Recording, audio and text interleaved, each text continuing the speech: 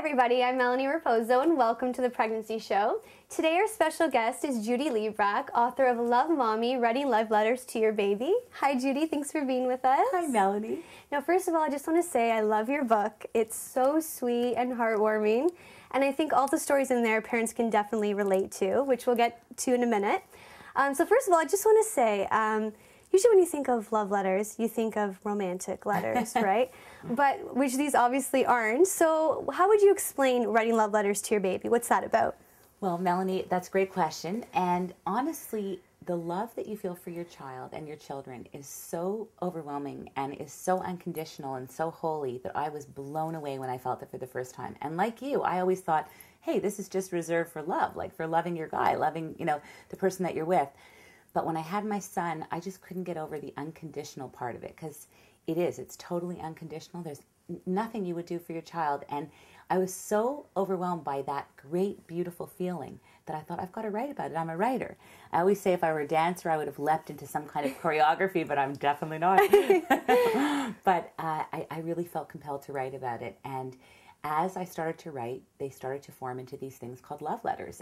So what types of things or events can parents write about in their love letters? Melanie, it's really all the everyday things that happen. It could even be your first bath, the child's birth, catching a baseball for the first time, your first ballet lesson, ballet recital, all of the everyday little things that happen as a family, even just going to the grocery store together, and at first birthday party, losing that first tooth.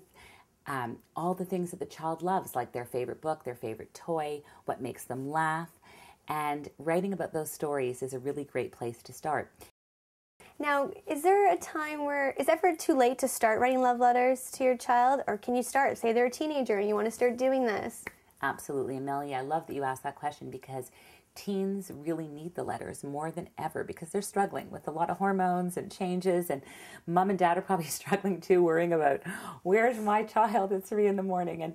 And in fact, a great thing to do is write the letters when they're little and give the teenager the letters, but also write to the teen about what they were like when they were small. Go back and remember all of the sweet, adorable, innocent, pure moments that happened when they were little, and also what you love and what you notice about them even now as a teen when they're going through those turbulent teen years, and they'll love it.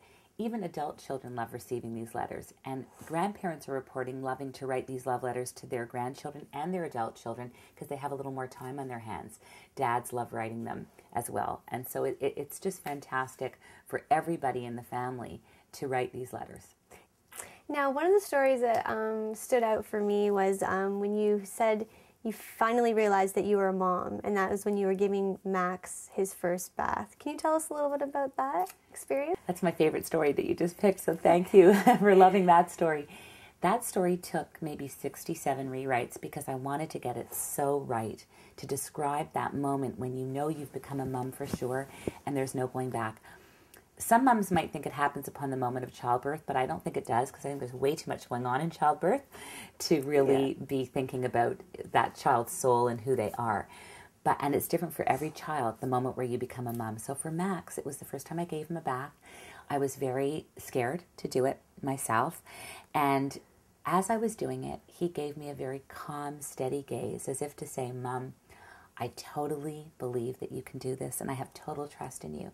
And he had such unconditional love for me that I thought, I vow silently at this moment to become the best mommy in the world to him, and to never, ever let him down, not ever.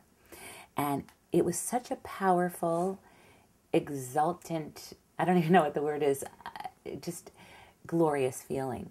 And I just felt like we were soaring together, and I never wanted to come off that cloud of absolute joy.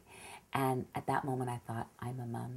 Now, how do your kids feel about these love letters? Like, how old's Max now? Max is 9. 9 and Lily's 7, yes, right? Yes. Do you read them read the letters to them still, or? They love them. Yeah, they love hearing about all those moments. They love it because they feel noticed and they feel acknowledged. They feel listened to, and that's so important for children and for adults to really notice each other and to acknowledge each other for who we are, not necessarily what we're doing, but who we are and who we're being. It lands in a very deep place, and children love it. So they adore it, and they get a real kick out of it, and they love the stories, and I'll keep telling them, and I bet one day they'll do the same thing for their kids.